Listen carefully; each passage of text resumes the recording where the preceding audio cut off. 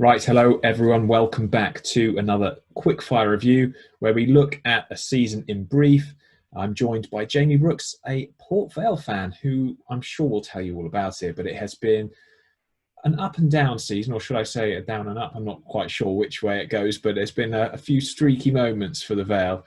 Managers changing, new owners coming though, bright new era. You sort of feel a kit that divided opinion. It's been quite an interesting one all round. Jamie, firstly, thank you for joining me.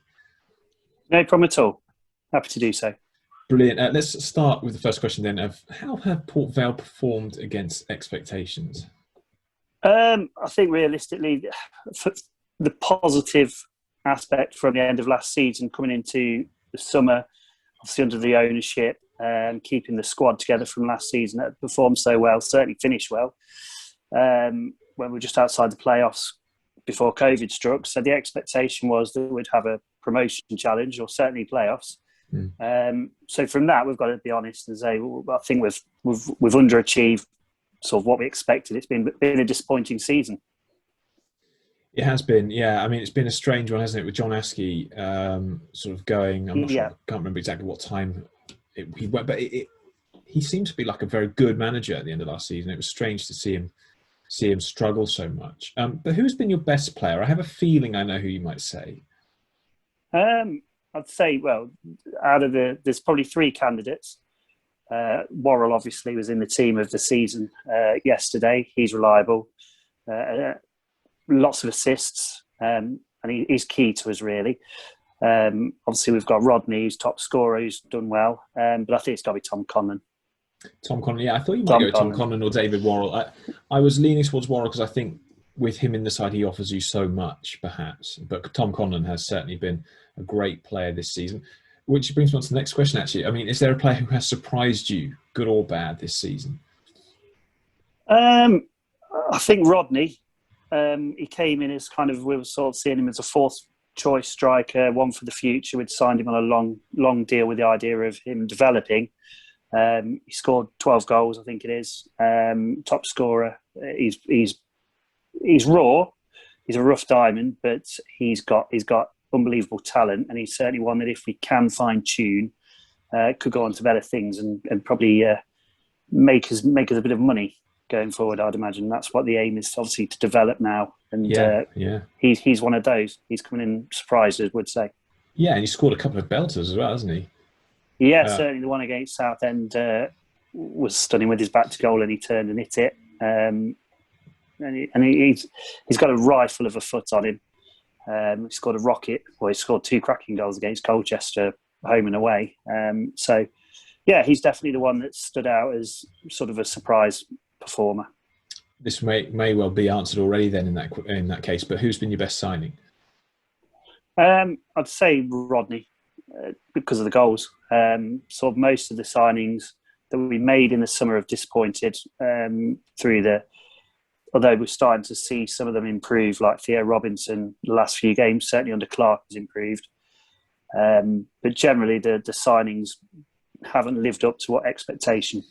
No, you didn't make many in January either. I will just say, if anyone hears any noise in the background, my kids are just next door, so do mine are upstairs, so I'm in the same boat. Indeed. Right, so any player that you have faced from an opposition team that has impressed you more than anyone else? I was actually impressed, despite their defensive record. Both games against Oldham, we pretty much battered them in terms of the performance. We drew 0-0 at home, but it was most one-sided 0-0 you'll see. And away we beat them. But Pergiani, I thought he was outstanding for them. He made both games. He was considering how bad defensively they've been, he was stand out as a rock. He seemed to be carrying the others a little bit at the back. Yeah, he's been up and down a little bit, I think, much like Oldham as a whole. But I did watch those performances against you guys that he played, and you're right, he was very, very good in those matches. Yeah, so I'd say he stood out. Obviously, Houlihan as well. Although he wasn't as good at Vale Park, certainly down at Cambridge, he pulled all the strings as well. So he'd be up there as well. Absolutely. Funnily enough, as we record this, Cambridge are needing a win to go up, and they're 3-0 down inside something like half an hour against Harrogate. I saw they were 2-0 down. So yeah, not quite going to plan. We'll see, I think they built enough buffer though to make it over the line. Which team as a whole has impressed you? In performances against us, I think Tranmere, both games were certainly Vale Park. Obviously, it was a bit of a controversial game. A lot went on. Probably triggered the start of our slide. But they, even when we were winning 2-0, they looked good. And certainly at Prenton Park, they were a level above us on the day. They're probably in terms of games against us, they were the ones that impressed most. Although I did think Morecambe the other week, even though we beat them, they were very good. Indeed, yeah, Morecambe have surprised a lot of people, I think, of how good they've been under Derek Adams. Any team that hasn't impressed you? Any team that you've watched and gone, these are rubbish? I think Colchester, both games, really struggled against us. So we drew at home, beat them away, but they certainly, considering where they finished last season, and they were really poor both games. Oldham, obviously, as I say, we dominated them twice. And obviously Bolton away, they were terrible that day. They were probably the worst defensive performance I've seen. That's a strange game, wasn't it? Yeah, but the worst, I think, by quite some standard, probably what I've seen in terms of Football League football, was Southend. Both games, we took them apart. They just look like they looked very. Obviously, they were quite a young team, and we kind of bullied them a bit, and they just looked out of the depth in the games against us. Which, considering their defensive record is quite decent, we actually took them apart twice: 5-1 at home and 2-0 away, where their keeper kept them in it. Yeah, they've really struggled, and if they do stay up, I mean, they won't. But I mean, if they do, it'd be an utter miracle. What's your most used formation, or maybe you would prefer to offer the one that you think suits your team the best? Well, we've obviously set up with Askey from the start as a 4-3-3. He's very rigid on that. But I think we got found out a bit with that. Obviously, as the season wore on, and we'd used it all last season. So the best one, I think, obviously the fans have been crying out for this, was the 3-5-2 that we've been using, obviously, in this incredible run we've been on the last couple of months. Because I think it gets the best out of our back line, certainly with two senior pros in Legg and Brisley, with Smith in there. Those three kind of complement each other as a three. And obviously now Gibbons is fit. You've got a good right wing back, and you can play obviously Worrell or Montano at left wing back, and it allows us to also have two up front, so we're not getting isolated up there. Which without Pope, obviously we've generally struggled in terms of having a lone striker. So I'd say the 3-5-2 has been a massive success, and it wouldn't surprise me if that's what we sort of focus on building going into next season.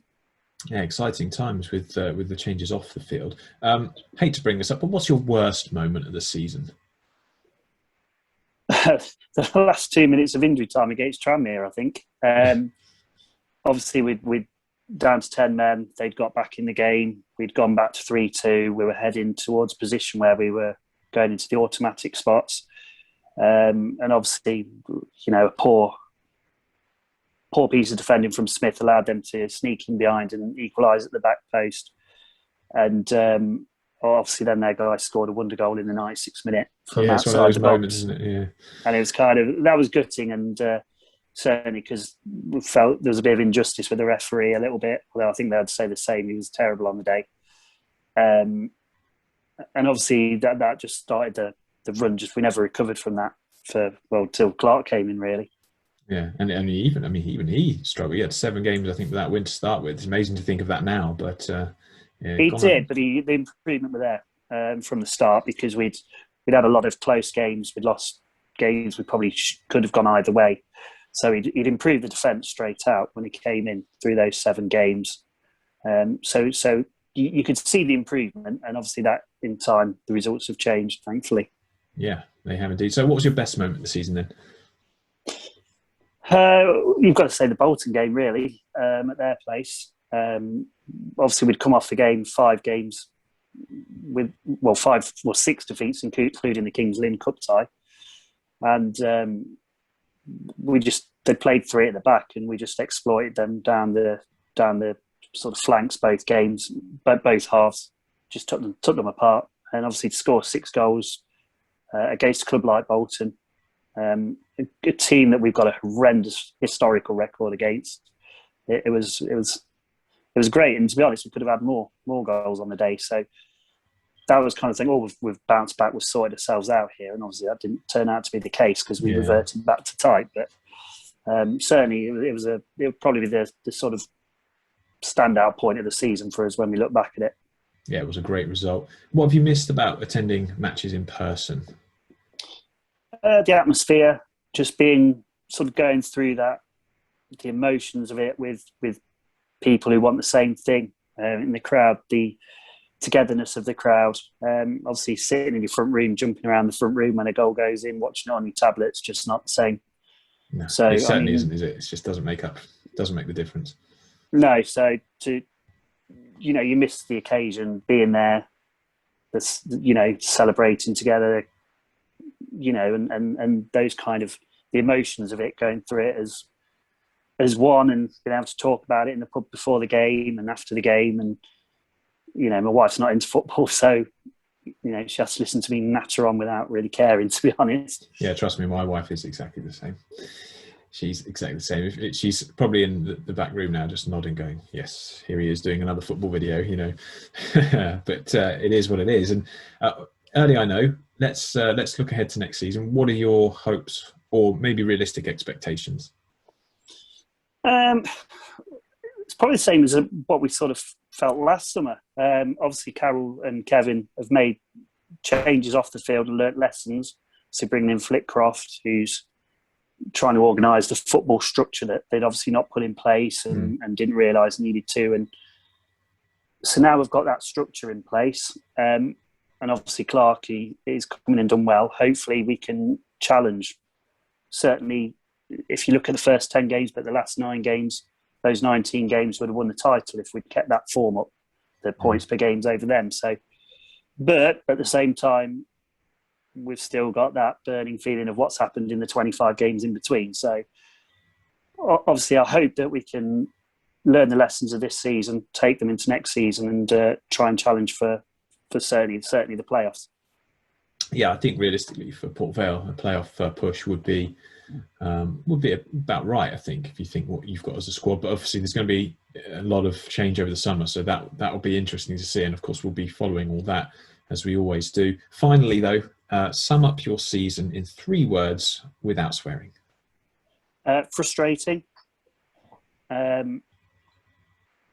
disappointing, in terms of lessons.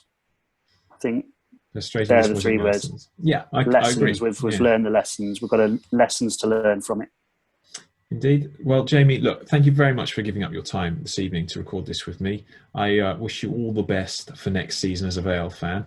Thank you. If you've watched this, thank you for tuning in. We really appreciate it. If you could like the video, subscribe to the channel, that'd be great.